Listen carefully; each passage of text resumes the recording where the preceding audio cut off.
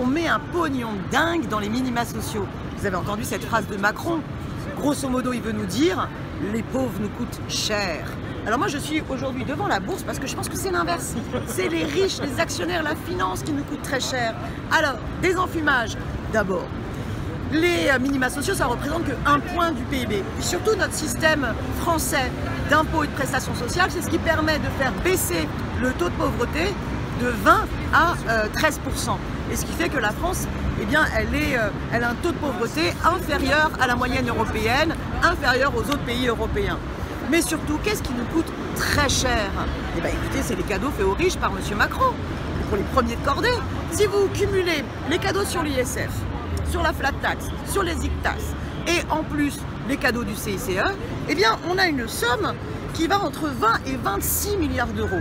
Vous ajoutez à cela 80 milliards d'euros d'évasion fiscale. Voilà où est l'argent, il faut aller le chercher ici par des mesures ambitieuse, ce que propose la France Insoumise, c'est-à-dire à la fois une vraie révolution fiscale avec 14 tranches d'impôt sur le revenu, une vraie politique de lutte contre l'évasion fiscale, on retire la licence bancaire aux banques qui ont des comptes par exemple dans les paradis fiscaux, et puis à côté de cela, il faut au contraire réévaluer les minima sociaux, il faut au contraire développer de l'emploi stable et non pas développer la précarité comme ce gouvernement ne cesse de le faire.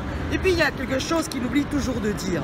Quand notre précarité elle se généralise, on a aussi 40% de personnes qui n'ont pas recours au RSA alors qu'elles y ont droit.